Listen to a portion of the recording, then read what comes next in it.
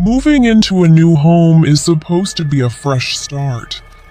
But for me, it was the beginning of a nightmare that I still haven't woken up from. This happened in rural Pennsylvania, in an old, isolated rental house that looked charming on the outside, but held a dark secret beneath the floorboards. The house was old, and like all old houses, it made noises. Creaks, groans, and the occasional thud. There was one part of the house I stayed away from. A small wooden hatch in the kitchen floor that led to a crawlspace. My landlord had warned me, "Don't open it, it's just old pipes and dirt." One night, around 2:15 a.m., I was in the kitchen fixing a late-night snack. The silence of the countryside was heavy. Suddenly, a sound came from beneath my feet. A slow, rhythmic scratching, like fingernails on wood. I froze, my heart hammering against my ribs. I thought it was a rat, but then came a heavy thump, as if something big had shifted its weight. Driven by a mix of fear and curiosity, I grabbed my phone and pulled the rusted ring of the hatch.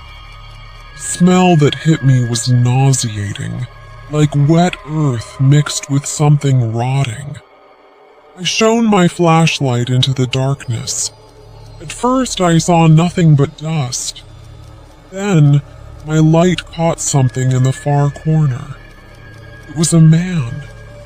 He was bone thin, his skin pale and stretched over his ribs. He was curled in a ball, but when the light hit him, he slowly turned his head. His eyes were wide, bloodshot, and completely unblinking. He didn't scream or run, he just stared at me with a twisted, toothless grin. I backed away, but then I heard him whisper. It was a dry, raspy sound. "You're out of milk, Sarah." I hadn't told him my name.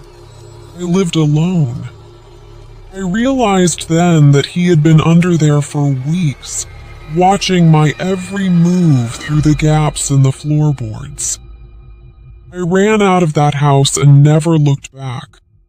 The police found a small nest down there, along with dozens of photos of me sleeping. Our second story comes from a long-distance Uber driver who picked up a passenger on a road that didn't exist on the map. I've been driving for 5 years, and I've seen it all. Drunks, weirdos, and late-night workers. But nothing prepared me for a rainy Tuesday night in the Oregon woods. I got a ping for a pickup at 1:45 a.m. The GPS showed a pin in the middle of a dense forest road, miles from any house.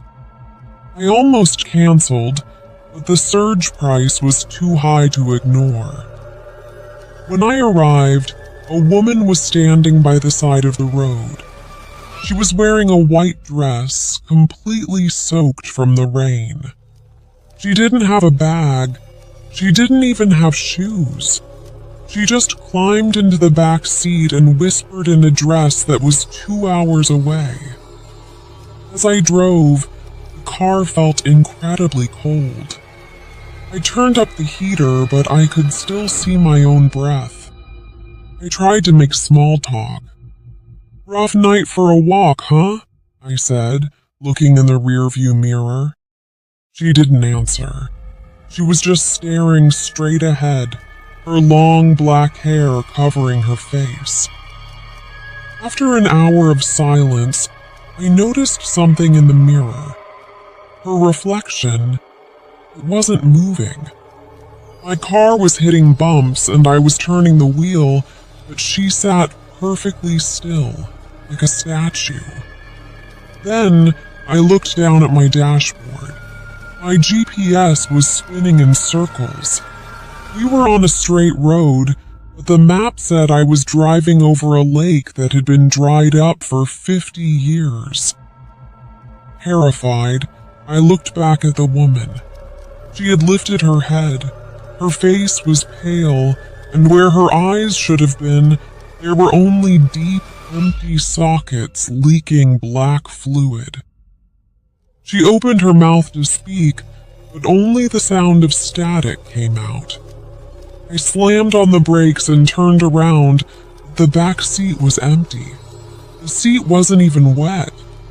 I was alone in the middle of the woods.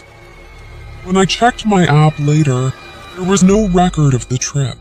No name, no payment, nothing.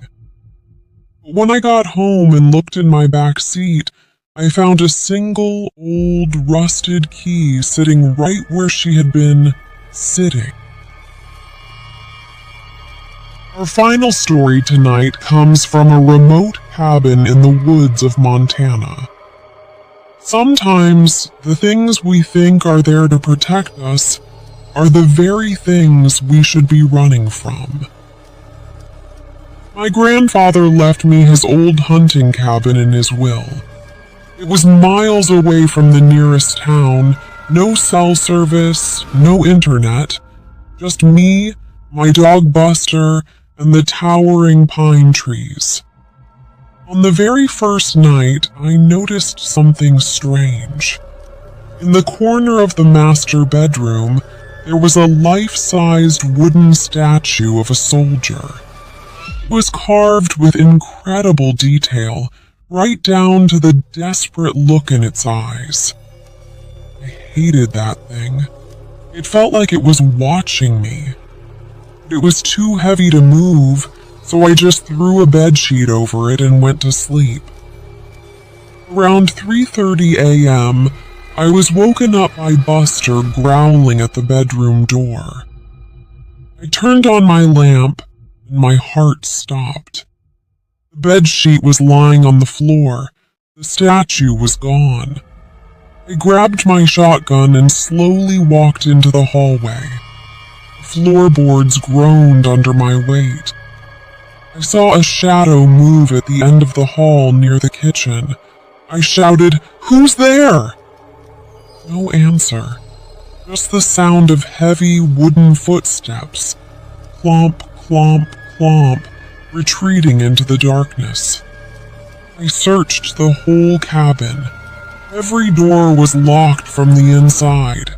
Every window was shut. I eventually found the statue back in its corner in the bedroom, but there was one terrifying difference. When I had covered it earlier, its wooden hands were at its sides. Now, they were raised, pointing directly at the closet door behind me. I slowly turned around and opened the closet. Inside, hidden behind my coats, was a man I didn't recognize. He was holding a jagged hunting knife poised to strike. Before he could move, I leveled my gun at him and told him to get out. He fled into the woods, screaming. The next morning, I packed my bags to leave. As I walked past the statue one last time, I looked at its face. The eyes were no longer looking at the room. They were looking at me, and for a split second, I could swear the wooden lips curled into a tiny, knowing smile.